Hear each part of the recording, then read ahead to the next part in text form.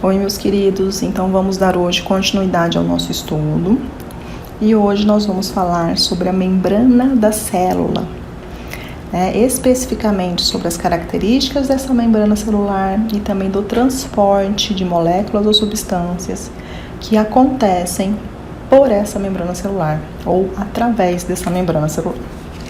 Vamos só fazer uma revisão antes de começarmos.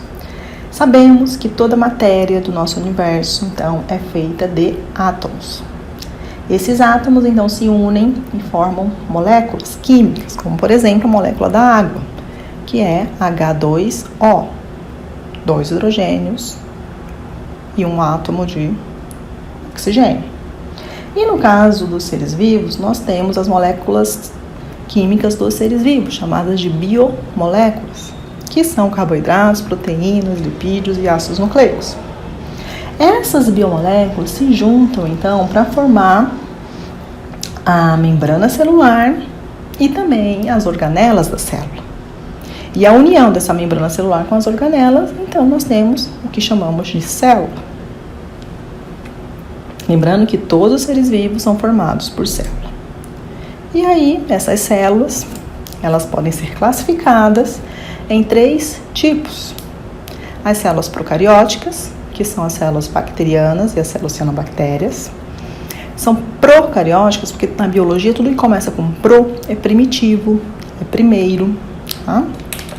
E elas foram as células que primeiramente surgiram no nosso universo. São as células mais primitivas. E depois nós temos as células eucarióticas, que significa célula verdadeira. E nós temos a célula eucariótica animal e a célula eucariótica vegetal. Cada um desses 3 tipos tem, suas diferenças, suas particularidades, e em um outro momento nós iremos estudar. Hoje, então, falando de membrana celular, quimicamente ela é uma bicamada de fosfolipídios, que são essas estruturas em amarelo da nossa figura, com proteínas imersas, que são essas estruturas em azul.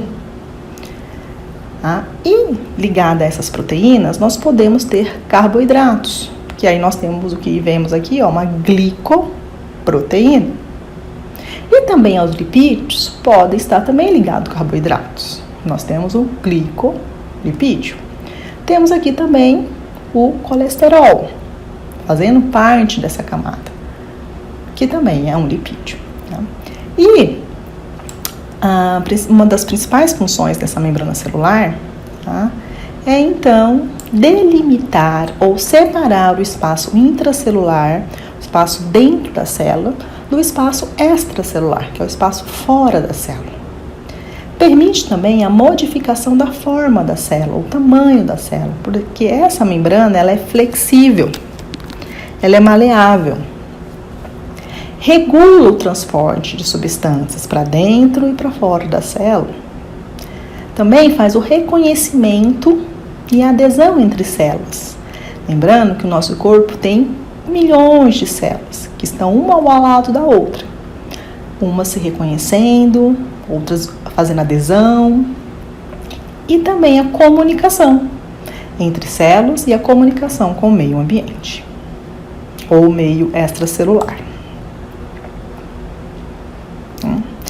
Em 1972, Singer e Nicholson propuseram um modelo para todas as membranas biológicas, a membrana plasmática, a membrana que é a membrana celular e também para a membrana das organelas membranosas. Esse modelo é chamado de modelo mosaico fluido. Ele é fluido porque ele é maleável, uma vez que os fosfolipídios não estão presos um ao outro. Eles não estão ligados covalentemente numa estrutura rígida. Pelo contrário, eles estão interagindo entre um ao outro e permite movimentação de cada um desses fosfolipídios. E também a movimentação dessas proteínas que ficam nesse mar de fosfolipídios. E essa movimentação representa, como se fosse um mosaico. Porque um mosaico é uma imagem maior, uma estrutura maior, formada de pequenas peças ou pequenas partes. Cada um dos fosfolipídios, cada uma das proteínas que estão se movimentando é como se fosse uma dessas partes, uma dessas peças. Aqui nós vamos ver agora um vídeo que vai exemplificar bem essa movimentação. Os fosfolipídios foram desorganizados, né? E agora estão voltando para sua estrutura em bicamada. Isso é um processo natural.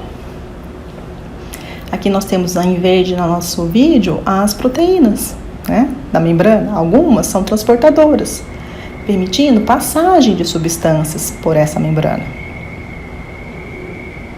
Mais uma vez aqui, né, mostrando os fosfolipídios, essas estruturas em alaranjado. Cada pecinha dessa, uma parte. Então, hoje nós vamos falar também da propriedade especial dessa membrana celular, que é a permeabilidade seletiva. Tá? O que isso quer dizer? A membrana plasmática, né, e as outras membranas das organelas permitem a passagem de substância por ela, tá? Mas selecionam o que vai entrar e o que não vai entrar. Tá? Algumas moléculas entram diretamente pelos fosfolipídios. Aqui a molécula verde, por exemplo, passando pelos fosfolipídios. Outras, essa bolinha amarela, azul e vermelha, precisam de transportadores proteicos, que são aquelas proteínas que estão na membrana. E só conseguem passar através desses transportadores.